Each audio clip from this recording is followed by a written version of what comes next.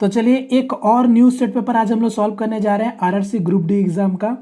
और आप लोगों का रिस्पांस जो मैं वीडियोस में देखता हूँ वो मुझे लगता है कि बहुत आप लोगों को आजकल लगता है कि खुद से ज़्यादा प्रैक्टिस कर रहे होंगे प्रीवियस पेपर का।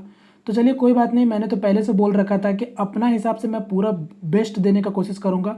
अब आप लोगों के ऊपर होगा चीज़ों को किस तरीके से आपको मैनेज करना है, ठीक है। तो फिलहाल यहाँ पर आज हम लोग सॉल्व करने जा रहे हैं 7 अक्टूबर का पेपर, और इसी शिफ्ट के पूछे गए सारे मैथ के क्वेश्चन को इस वीडियो में हम लोग डिस्कस करने वाले हैं। और ये होगा मेरा सेट नंबर 5। उम्मीद करता हूँ इससे पिछला 4 सेट आपने देख रखा है, ठीक है। पहला क्वेश्चन आपके सामने है और सारे क्वेश्चन को मैं जैसे बोलता हूँ सारे क्वेश्चन को पहले आपको खुद से ट्राई करना है, नहीं बनेगा तब जाके आप मेरा सॉल्यूशन देखोगे। और मैं जितने भी क्वेश्चन सॉल्व कराता हूँ ना, मैं मान के चलता हूँ कि आप मेरा प्रीवियस जो ये सीरीज़ का वीडियो है आप उसको देख चुके हो, ठीक है, क्योंकि एक ही चीज़ को बार बार समझाना का कोई सेंस नहीं बनता, ठीक है। चलिए पहला क्वेश्चन आपके सामने है और देखो, आप खुद से प्रैक्टिस करो या फिर किसी और से प्रैक्टिस करो, किसी और का हेल्प लेकर प्रैक्टिस करो, मुझे फ़र्क नहीं पड़ता। मैं सिर्फ इतना चाहता हूं कि आप लोग अपने से जितना ज़्यादा से ज़्यादा हो सके previous year RRC group D exam का या फिर रिसेंट में जितने भी रेलवे के पेपर हुए आप वो सभी का क्वेश्चन का बस प्रैक्टिस अच्छे से करते चलो, ठीक है, ताकि आप आगे आने वाले समय के लिए अच्छे से तैयार हो जाओ। फिर उसके बाद आपको कोई भी टेंशन नहीं होगा, ठीक है, क्वेश्चन को डील करने में। चलिए क्वेश्चन की ओर आते हैं। फिलहाल पहला क्वेश्चन आपके सामने है, एक बैंक अर्धवार्षिक चक्रवृद्धि आधार पर गणनीय 7.5% वार्षिक चक्रवृद्धि ब्याज प्रदान करता है।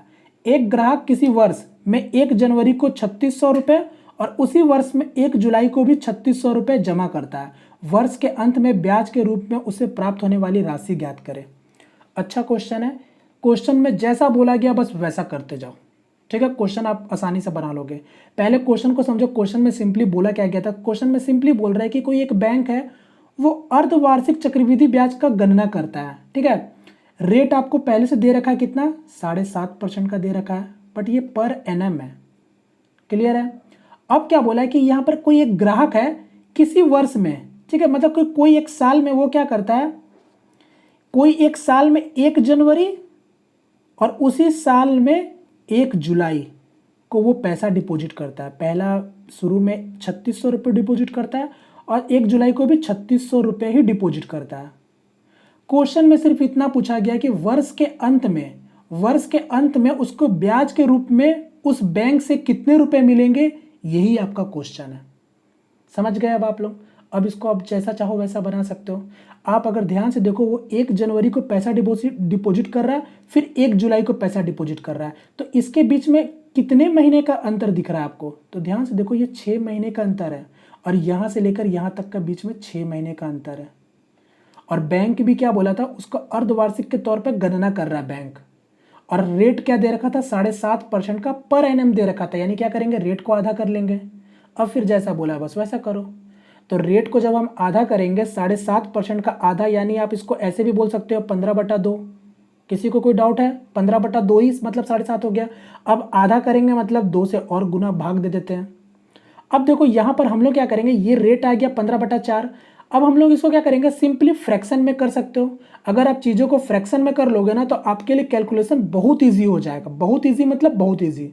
नहीं तो आप चाहो तो परसेंट में भी इस क्वेश्चन को डील कर सकते हो। मैं नहीं कह रहा हूँ कि फ्रैक्शन में ही बनेगा, ठीक है, जैसा चाहो वैसा बना सकते हो, बट चीज़ों को अगर आपको थोड़ा ईजी करना है तो फ्रैक्शन में कर लो। मैंने आपको बताया कंपाउंड इंटरेस्ट में जैसा क्वेश्चन वैसा उसका सॉल्यूशन होगा, ठीक है। तो 15/4 अगर मैं इसको फ्रैक्शन में करूं तो 100 से डिवाइड कर ले रहा हूं, तो फ्रैक्शन क्या आएगा, 5 से काटेंगे 3, अब 5 से काटेंगे ये 20, यानी ये फ्रैक्शन कितना आ गया, 3/80 आ गया।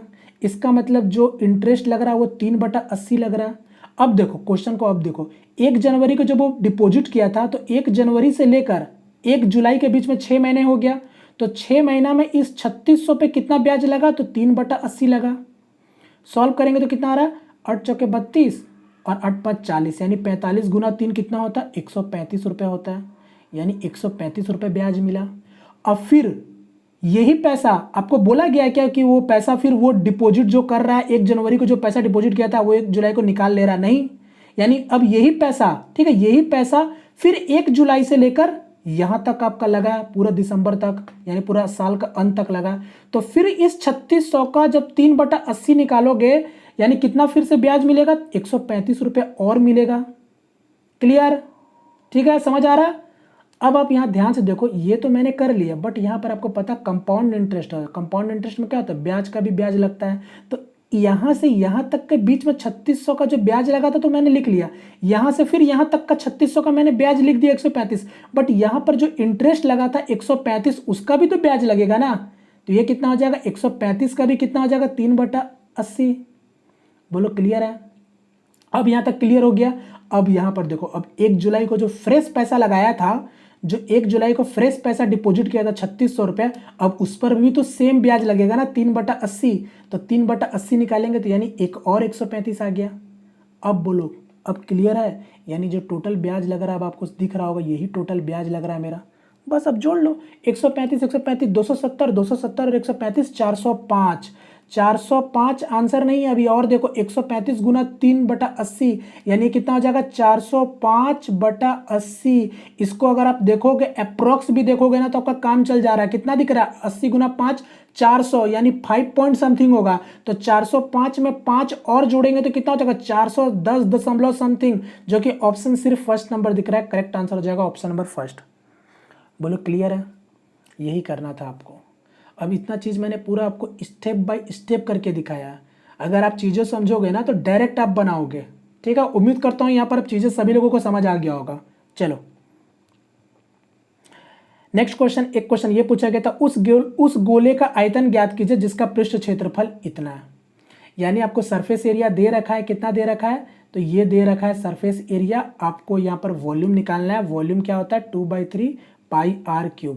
तो यानी इसके मदद से आप क्या करोगे, रेडियस निकालोगे, फिर यहाँ पर पुट कर दोगे तो आपका आंसर आ जाएगा। बट मैंने आपको एक चीज़ और बोला था कि जब आप रेलवे एग्जाम की तैयारी कर रहे हो तो आपको रेलवे का अगर आप बात करें तो कभी कभी आप ऑप्शन से भी इस टाइप के क्वेश्चन को ईजिली डील कर सकते हो, या फिर पता लगा लोगे बिना बनाए कि इसका आंसर क्या होगा। क्यों, क्योंकि आपको पता है वॉल्यूम आपसे पूछा है ना, फिलहाल वॉल्यूम पूछे, सरफेस एरिया पूछे, क्या होता है उसमें एक जो होता है ना पाई, क्योंकि इसी से ना आपका फॉर्मूला में पाई है, यहाँ पर भी देखो पाई है। तो पाई का मतलब क्या होता है, 22/7, यानी जो भी गुना हुआ होगा इसका गुना हुआ होगा, यानी 22 का गुना तो हुआ ही होगा। तो 22 का मतलब क्या होता है, 11 गुना 2, यानी ये 11 का मल्टीपल है। आप कोई भी ऑप्शन में अगर आप देख लोगे ना 11 से कौन डिविजिबल है, तो आप वहां से भी पता लगा सकते हो कि हाँ वो मेरा आंसर हो सकता है। समटाइम्स क्या होता है कि आप चेक करोगे ना तो 2 ठो आपको ऑप्शन मिल जाएगा जो 11 का मल्टीपल होगा, तब फिर आप वहां पर चेक करोगे कि पाई में मतलब 7 है तो 7 का भी मल्टीपल से भी आप चेक कर लेते हो समटाइम्स। ठीक है, तो वो क्वेश्चन ऑप्शन देख के भी आप कर सकते हो। जैसे कि आप यहाँ वाले क्वेश्चन में देखो, इसका ऑप्शन तो मैंने सेट नहीं किया है। आप यहाँ पर देखो, ये भी 11 का मल्टीपल में नहीं है। यहाँ 9 6 15 15 16 16 60 जाएगा, ये भी 11 का मल्टीपल में नहीं है ना, ये 11 का मल्टीपल में। ये 3 ऑप्शन तो बनाने से पहले ही पता चल गया ये तो हो ही नहीं सकता।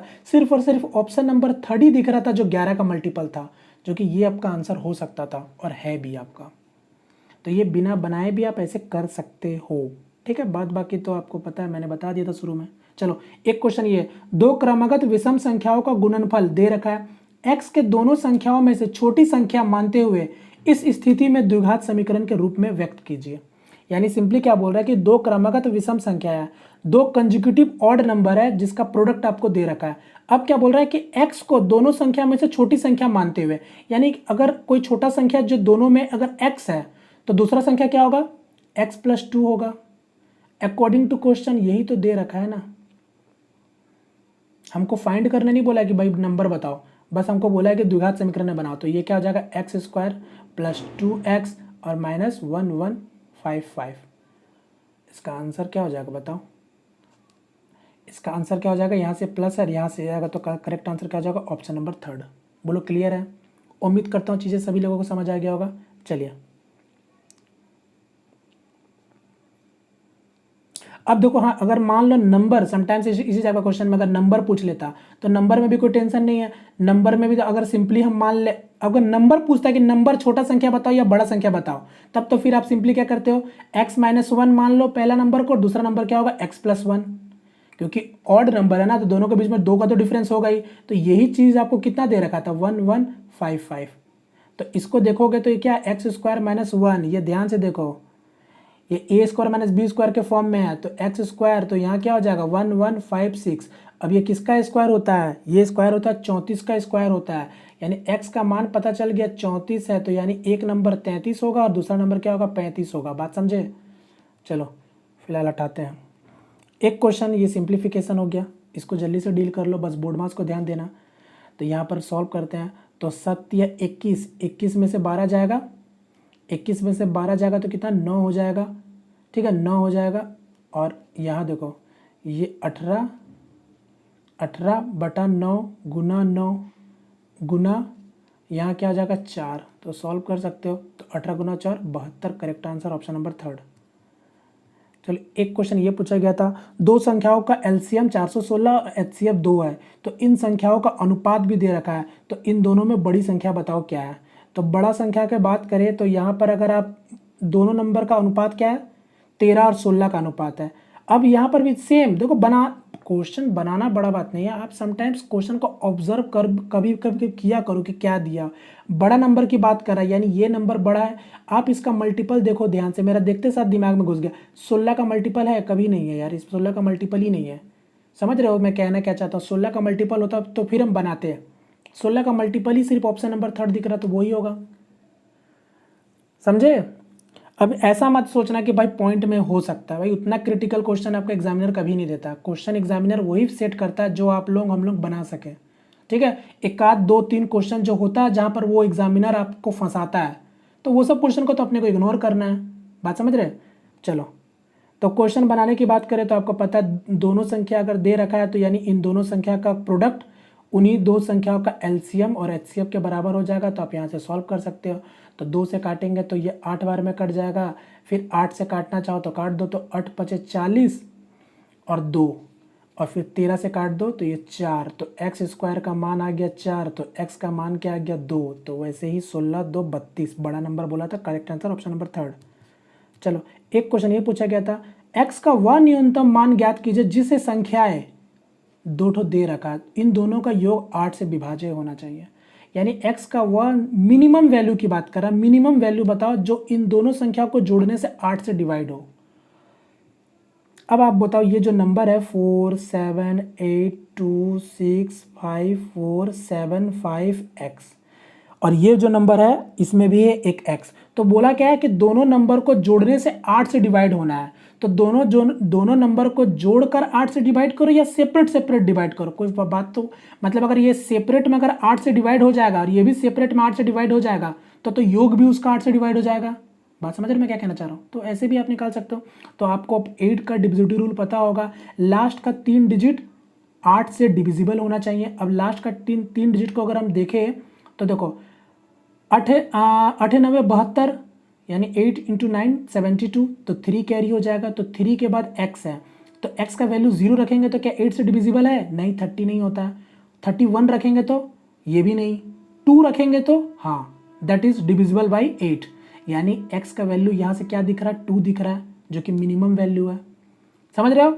सेम अगर आप यहाँ चेक करोगे तो लास्ट का डिजिट उठाओ, लास्ट का 3 डिजिट उठाओ तो 5 9 और ये क्या है x, क्यों, क्योंकि यहां से अभी अगर हम चेक करेंगे तो x का वैल्यू 2 ही होना चाहिए, कोई और वैल्यू नहीं होना चाहिए।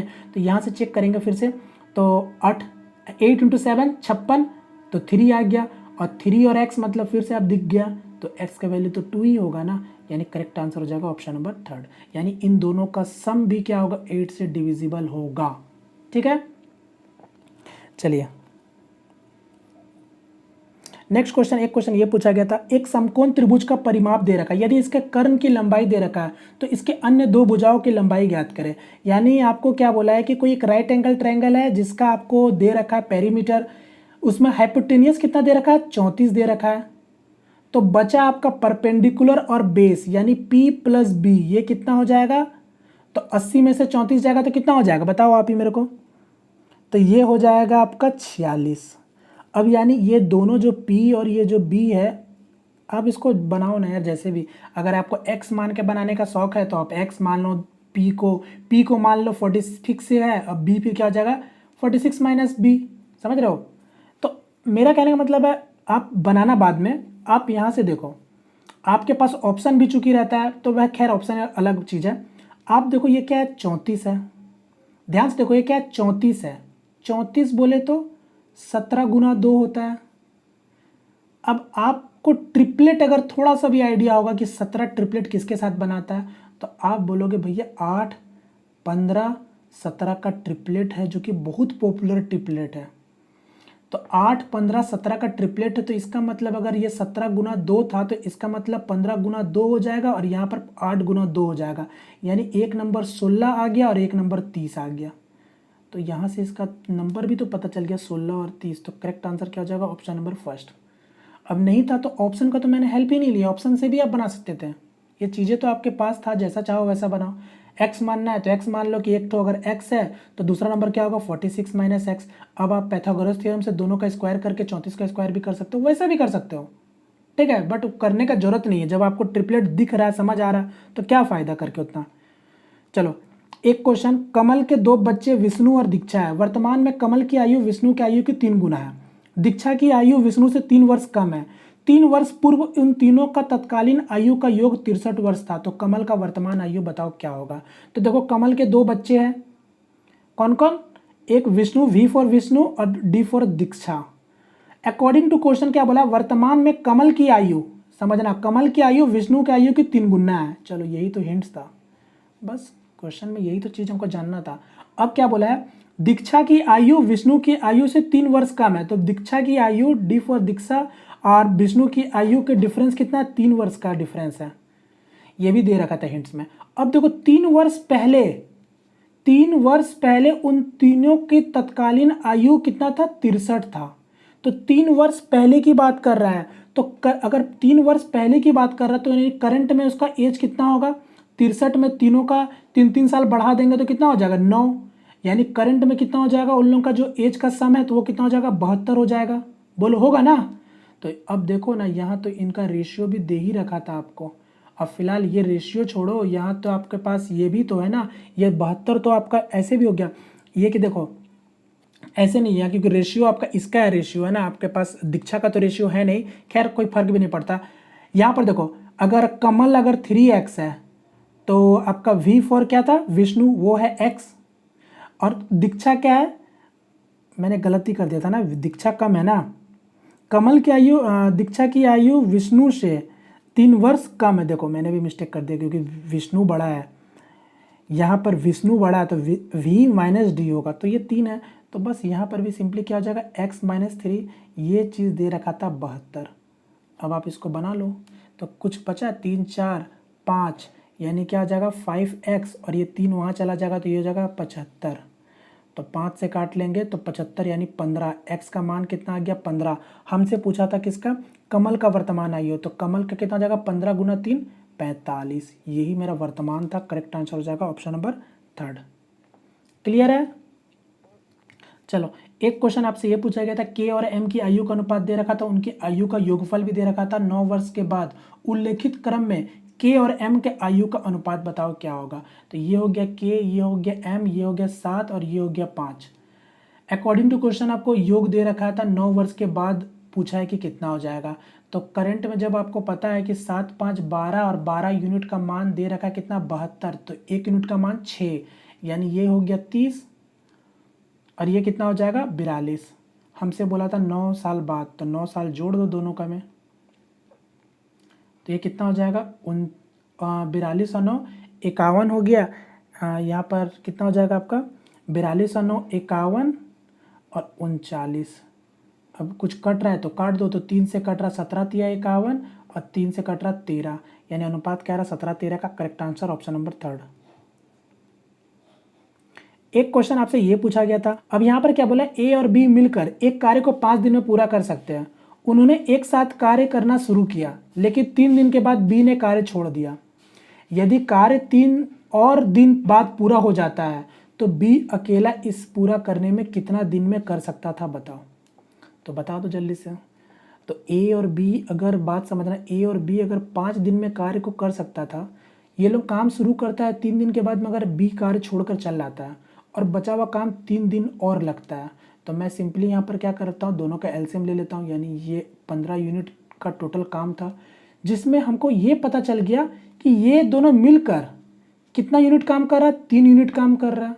अकॉर्डिंग टू क्वेश्चन क्या बोला था कि वो लोग 3 दिन तक तो 7 काम करता है, यानी 3 दिन तक तो 7 काम करेगा, 3 यूनिट काम करेगा, तो टोटल 9 यूनिट काम खत्म हो जाएगा।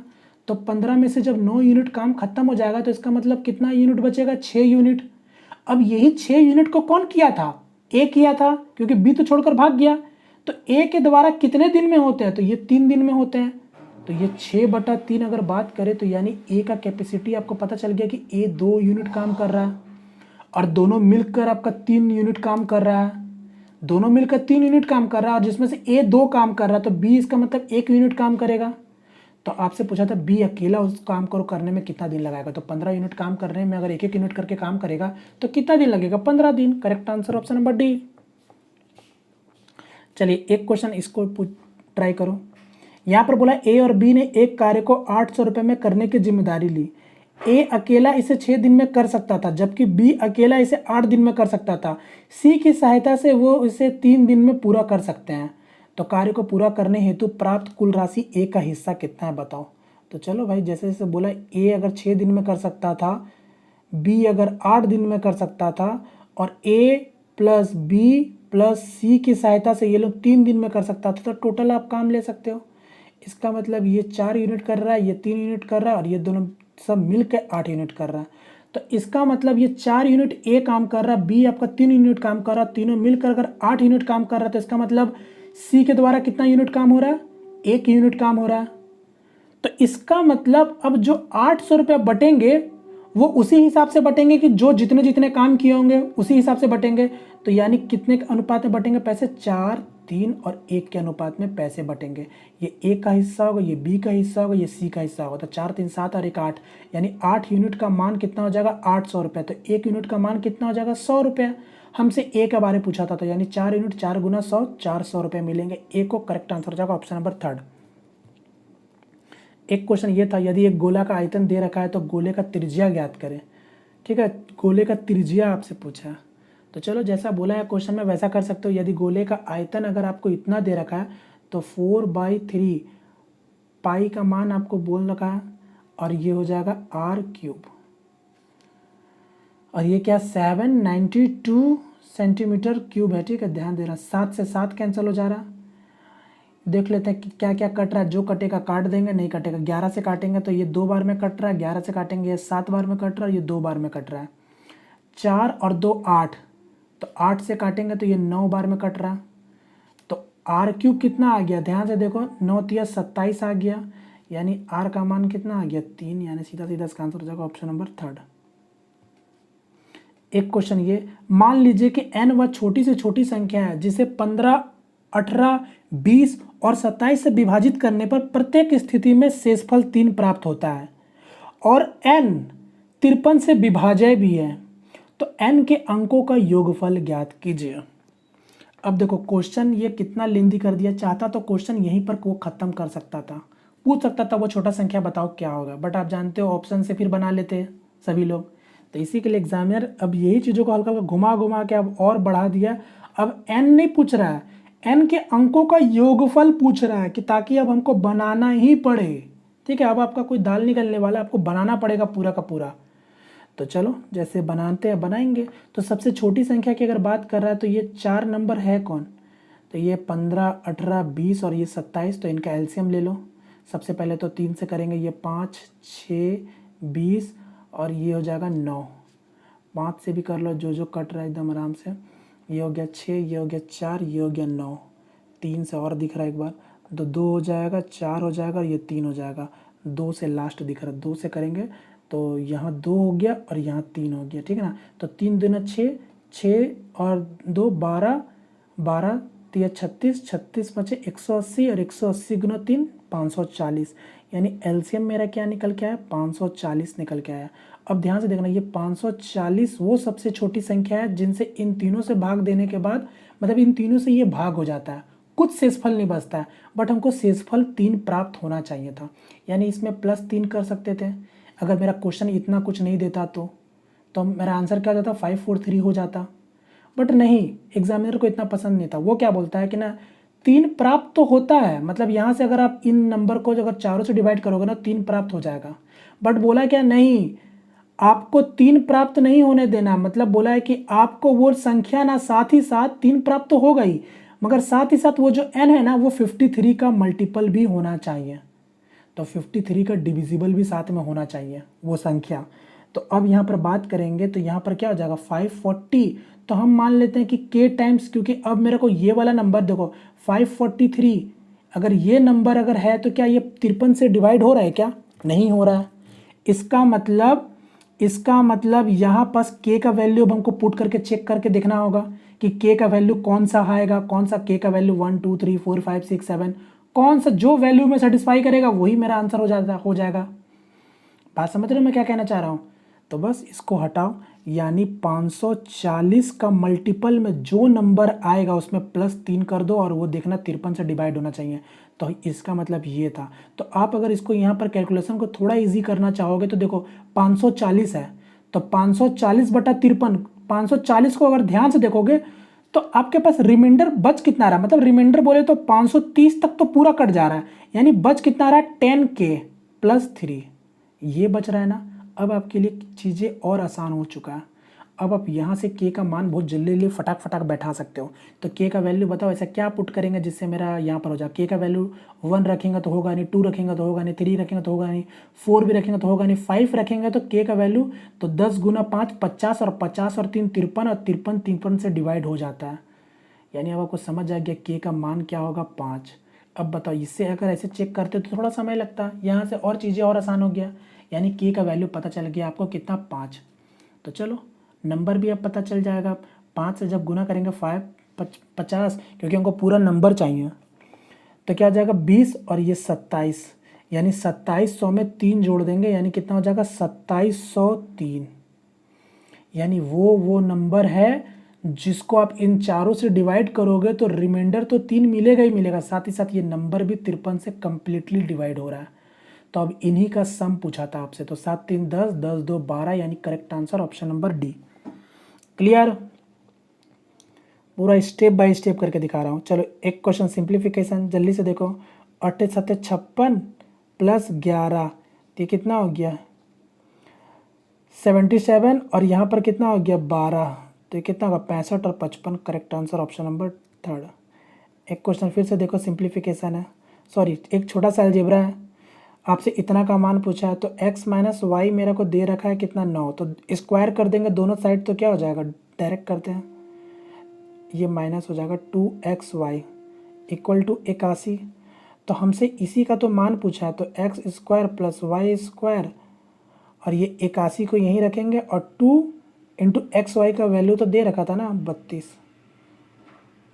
सॉरी 16 है ना, तो 16 गुना 2 32, तो 32 जोड़ देंगे तो कितना आ जाएगा 113, यानी करेक्ट आंसर ऑप्शन नंबर 3। निम्नलिखित में कौन सा संख्या 6 और 9 से दोनों से विभाज्य है? तो देख लो जल्दी से कौन सा है। डिविजिबिलिटी रूल आपको पता होगा, तो 9 का डिविजिबिलिटी रूल आप जानते हो, जो संख्या का सम 9 से डिवाइड हो जाए, मतलब सम, जो संख्या का सम मतलब एक नंबर को जोड़ेंगे और उसका सम 9 से डिवाइड होना चाहिए। तो देख लो 8 6 14, 14 1 15, 15 5 20, ये तो होगा नहीं। 6 5 11, 11 2 13, 13 17, ये भी नहीं हो रहा। 6 5 11, 12 2 14, ये भी नहीं हो रहा। यानी सिर्फ और सिर्फ ऑप्शन नंबर 3 ही है जो 9 से डिविजिबल में ही पता चल गया। करेक्ट आंसर फिलहाल ऑप्शन नंबर 3। एक क्वेश्चन आपसे ये पूछा गया था ट्रिग्नोमेट्री का, अच्छा क्वेश्चन है, जल्दी से बताओ इसका आंसर क्या होगा। और एक चीज़ मैं बताना चाहता हूँ, देखो मैं अपने तरफ से काफ़ी ज़्यादा मेहनत करता हूँ आप लोगों के लिए सिर्फ वीडियोस बनाना, ठीक है, क्योंकि मैं सिर्फ इतना ही चाहता हूँ कि आप सभी लोगों को हेल्प मिल सके, ठीक है। वरना मैं तो बहुत पहले ही छोड़ चुका था वीडियोस बनाना, बट मुझे कई सारे लोगों का मैसेजेस आया कि भैया फिर से रेलवे का एग्ज़ाम आ रहा है, तो आप एक बार प्रीवियस पेपर को सॉल्व करा दो।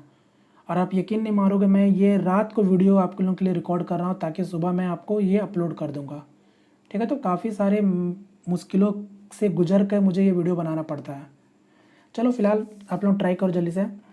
तो ये आपको दे रखा है, आपको इतना का मान पूछा है, तो ध्यान से देखो cot theta minus cosec theta, और ये क्या दे रखा है, ये दे रखा है। तो मैं इसको हटाता हूँ। अगर आपको इसका मान पूछा यानी 1/sin theta plus cos theta by sin theta, नज़रिया अगर आप बदलोगे ना क्वेश्चन को देखने का, तो आप बिना बनाए सब डील कर सकते हैं। तो ये क्या हो जाएगा cosec theta plus cot theta, यानी आपसे इतना का मान पूछा, ये चीज़ आपसे पूछा cosec theta plus cot theta, और यहाँ क्या दे रखा cot theta minus cosec theta = -1/3। आप अगर थोड़ा सा ध्यान से देख के बता दोगे इसका आंसर हो जाएगा 3। क्यों कैसे, तो एक बार हाईलाइट मार देता हूँ पहले, ठीक है। ये आप समझ गए क्वेश्चन क्या पूछा, cosec theta plus cot theta पूछा है, ठीक है। ये आपको गुमराह करने के लिए दिया। क्वेश्चन को आप बहुत तरीके से बना सकते हो, बट नज़रिया थोड़ा बदलोगे तो आप बिना बनाए इसको पेन को उठा के डायरेक्ट ऑप्शन नंबर सेकेंड मार देते हैं। यहाँ पर देखो, अगर थोड़ा सा आप नज़र फेरोगे ना, तो यहाँ पर अगर हम माइनस से अगर दोनों जगह डिवाइड कर दें तो ये क्या आ जाएगा, cosec theta minus cot theta और इक्वल टू क्या आ जाएगा 1/3। बोलो यही है ना क्वेश्चन आपका, हमसे पूछा क्या था, cosec theta plus cot theta, यही तो पूछा था ना क्वेश्चन। अब आप ध्यान से देखो, यहाँ पर बताओ, जब ये चीज़ ऐसे है तो हम इसको ऐसे लिख सकते कि नहीं लिख सकते हैं। Cosec theta minus cot theta अगर इक्वल टू 1/3 है तो इसको क्या करेंगे, cosec theta plus cot theta क्या हो जाएगा, 3 हो जाएगा।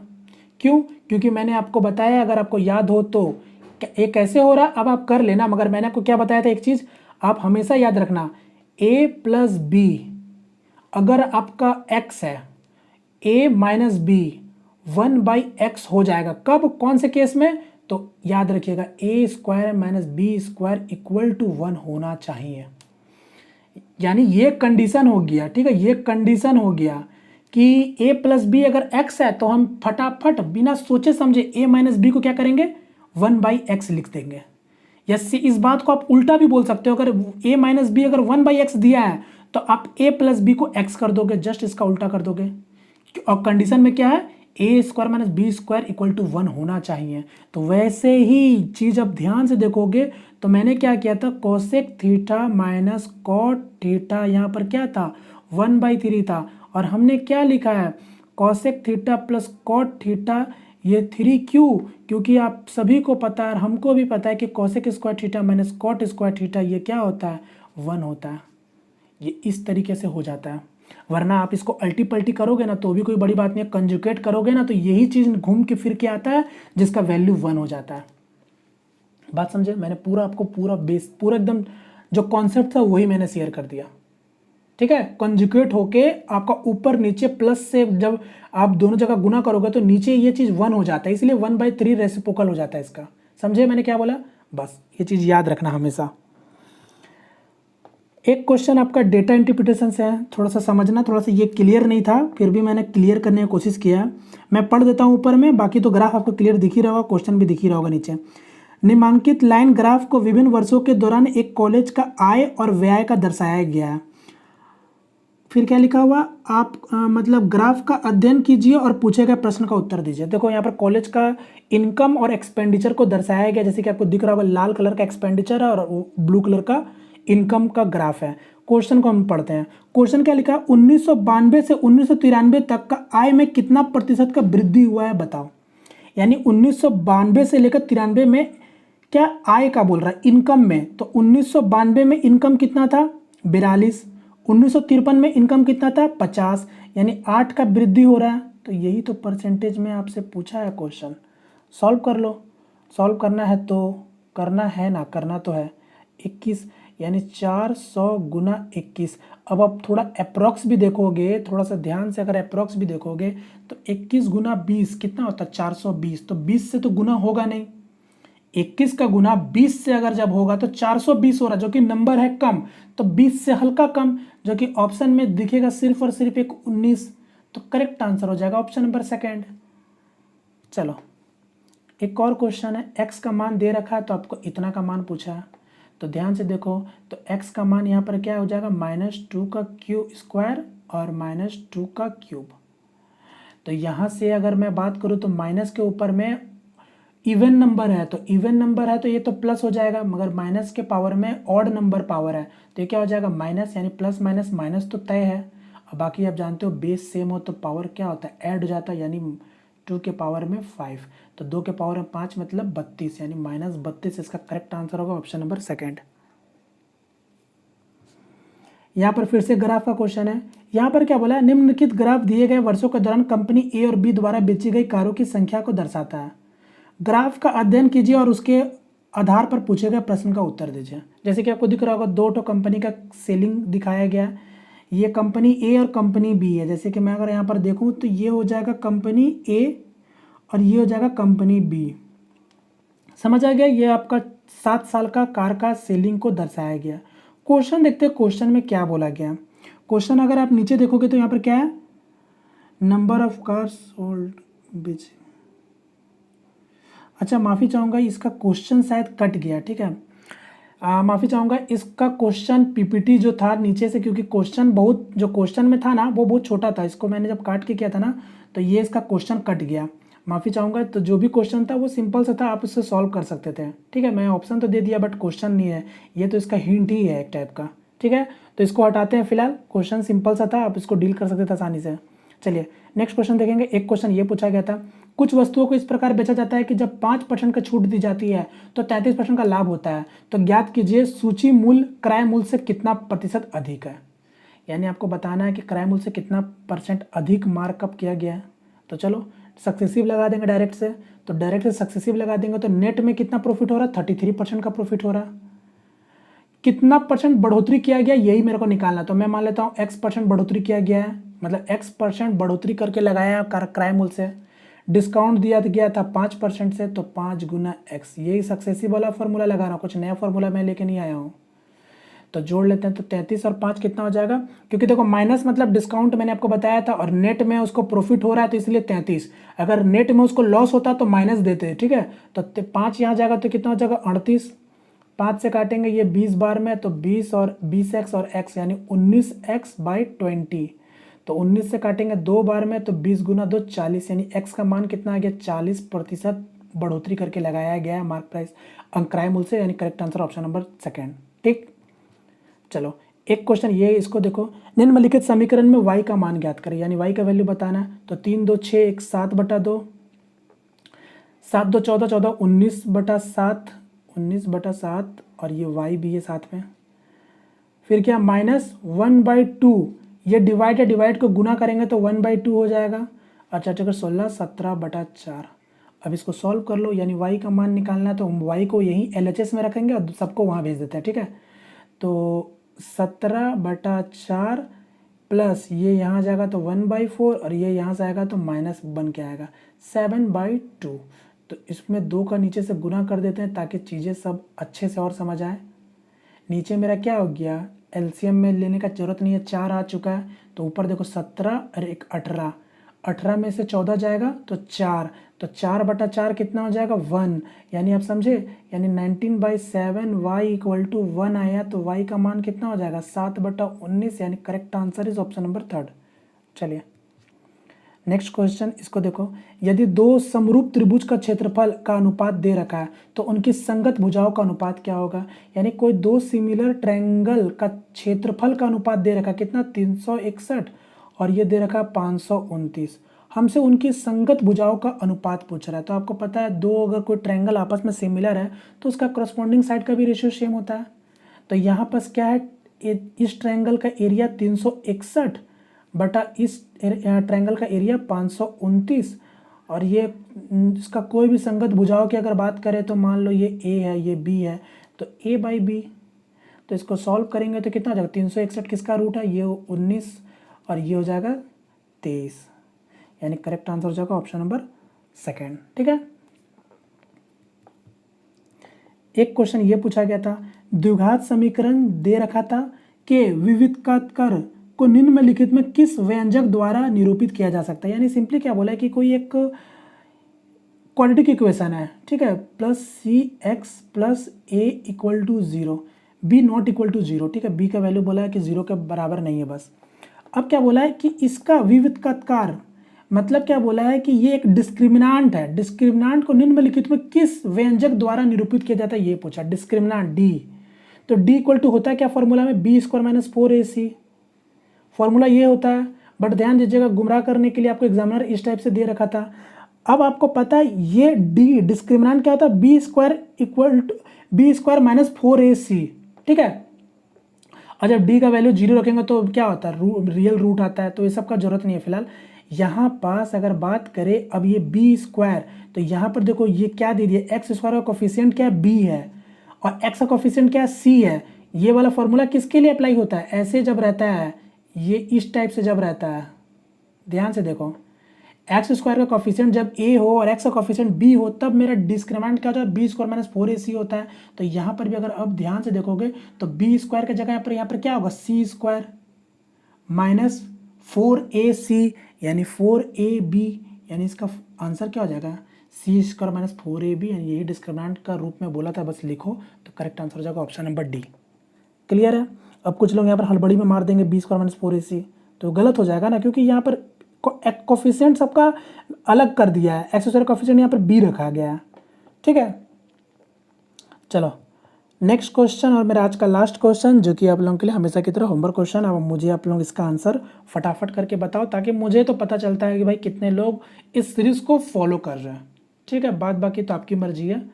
तो चलिए फिलहाल यहाँ पर मैं वीडियो को वाइंड अप करता हूँ। मिलते हैं फ्रेंड किसी नेक्स्ट वीडियो में, तब तक के लिए जय हिंद और जय भारत। और कल आपका, यानी जब ये वीडियो अपलोड होगा कल, यानी आपका इंडिपेंडेंस डे है, तो आप सभी को मेरी तरफ से हैप्पी इंडिपेंडेंस डे। तो चलिए फिलहाल वीडियो को वाइंड अप करते हैं, मिलते हैं फ्रेंड किसी वीडियो में, तब तक के लिए जय हिंद जय भारत।